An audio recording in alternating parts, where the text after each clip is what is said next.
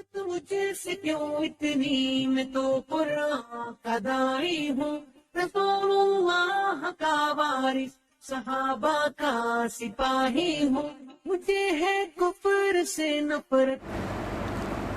अस्सलामु अलैकुम वरहमतुल्लाहि वबरकातुहू। अल्हम्दुलिल्लाहि रब्बिल आलमीन वस्सलातु वस्सलामु अला सय्यिदिल अंबियाइ वल मुरसलीन व अला आलिहि व सहबिहि अजमईन व मन तबिअहुम बिइहसानिन इला यौमिद्दीन, अम्मा बाद। मुअज़्ज़ज़ नाज़रीन, बहुत अहम सवाल क़ुरबानी के ताल्लुक़ से आज हमारे सामने हैं कि क़ुरबानी का जानवर को ज़बह करने का सही तरीक़ा क्या है। तो आइए इस सिलसिले में सबसे पहले अल्लाह के रसूल सल्लल्लाहु अलैहि वसल्लम की हदीसें देखते हैं कि आप क़ुरबानी कैसे करते थे। सबसे पहली हदीस जो हम आपके सामने पेश करने जा रहे हैं वो सही मुस्लिम की 1966 नंबर की हदीस है। हज़रत अनस रज़ी अल्लाह ताला अन्हु हदीस के रावी कहते हैं, ज़हन नबी सल्लल्लाहु अलैहि वसल्लम बिकबशैनि अमलहैनि अक़रनैनि। अल्लाह के नबी सल्लल्लाहु अलैहि वसल्लम ने दो मेढों की, दो दुम्बों की क़ुरबानी की, और वो दुम्बे कैसे थे? अमलहैन, चितकबरे थे, अक़रनैन, सींग वाले थे।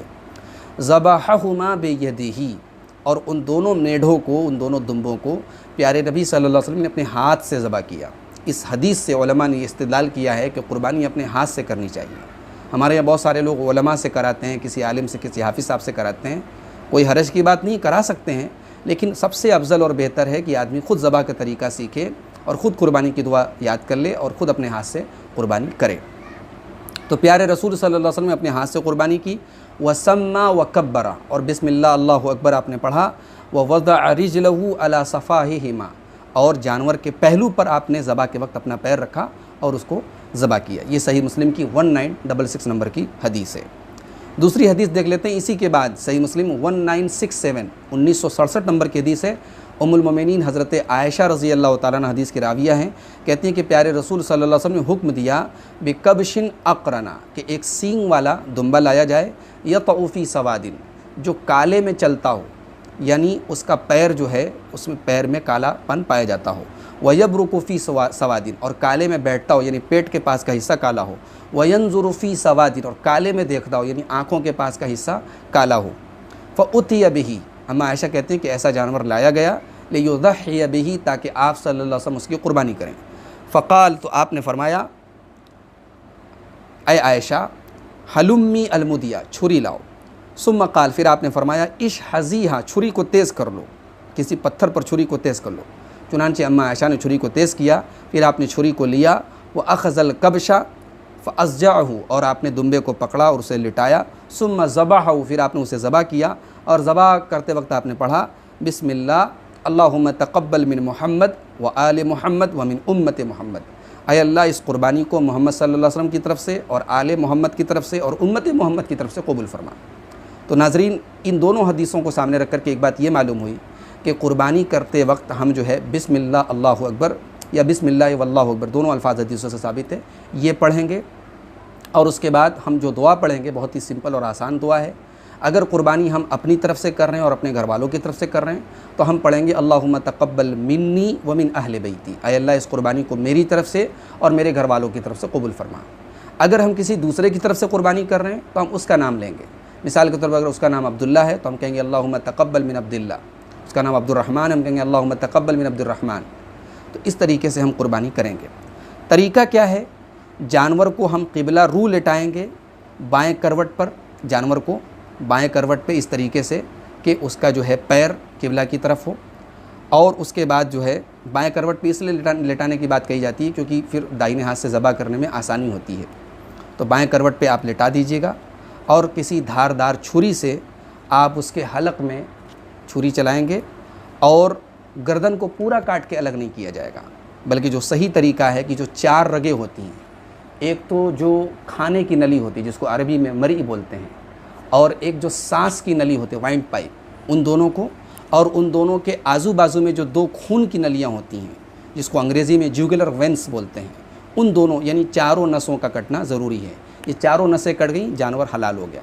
चारों में से अगर चारों कट जाएँ तो सबसे बेहतर है, कामिल है। अगर कोई एक रह गई तब भी ज़बह सही है, लेकिन चारों काटी जाए यही सुन्नत और यही बेहतर है। और साइंटिफिकली भी ये बात प्रूफ हो चुकी है कि जो ये इस्लामी तरीका है कि यानी ये जो खाने की नली है और फिर उसके नीचे जो सांस की नली है और उसके आजू बाजू में जो खून की जो 2 नलियाँ, ये 4 रगें जब कट जाती हैं तो जानवर के ब्रेन का उसके दिल से जो कनेक्शन है वो कट जाता है। जो दिल पंप करता है, खून को दिमाग तक पहुंचाता है, तो वो सिलसिला कट जाता है और फिर जानवर को कोई तकलीफ़ नहीं होती। जानवर जो तड़पता है वो तकलीफ़ से नहीं तड़पता है, बल्कि उसकी जो नसें और मसल जो होती हैं वो रिलीज़ होती हैं। वो जो है क्योंकि उनका बॉडी से कनेक्शन टूट गया है, इसलिए जो है वो सिकुड़ती और फैलती हैं, वो जानवर को तकलीफ़ नहीं होती है। और साइंटिफिकली ये बात प्रूफ हो चुकी है कि इस्लामी ज़बाह के तरीके से जो ज़बाह किया जाए तो जानवर को सबसे कम पेन होता है, यानी बस उसको उतना ही पेन होता है जितनी हमको छुरी चलाने में टाइम लगे। इसीलिए ये भी सुन्नत तरीका है कि छुरी बिल्कुल तेज़ हो, ताकि जानवर को जब छुरी चलाई जाए तो जल्दी से ज़बाह हो जाए और फ़ौरन उसकी जान निकल जाए। तो ये जो पीछे की जो रीढ़ की हड्डी होती है, जिसको स्पाइनल कॉर्ड बोलते हैं या हमारी आम ज़बान में हराम मग़ज़ बोलते हैं, उसको फ़ौरन नहीं काटना है, बल्कि 4 रगें काट के छोड़ देना है, ताकि जो खून है जानवर का वो पूरा का पूरा निकल जाए। और मेडिकल साइंस भी ये कहती है कि जो खून होता है उसके अंदर बहुत सारे जरासीम होते हैं जो बीमारियों का सबब बन सकते हैं, तो वो खून निकलने से उसका गोश्त और बेहतर हो जाता है और हमारे सेहत के एतबार से भी, पॉइंट ऑफ व्यू से भी वो बेहतर होता है।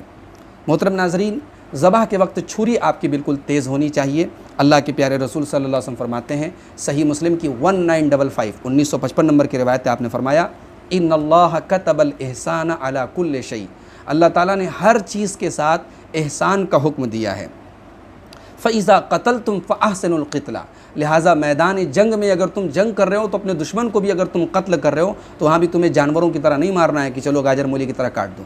कत्ल करने का जो सिंपल तरीका है, दुश्मन आपके सामने, आपने कत्ल कर दिया। वइज़ा ज़बहतुम फ़अहसिनु ज़िबहा, और जब तुम जानवर को ज़बह करो तो ज़बह भी अच्छी तरीके से करो, एहसान के साथ करो।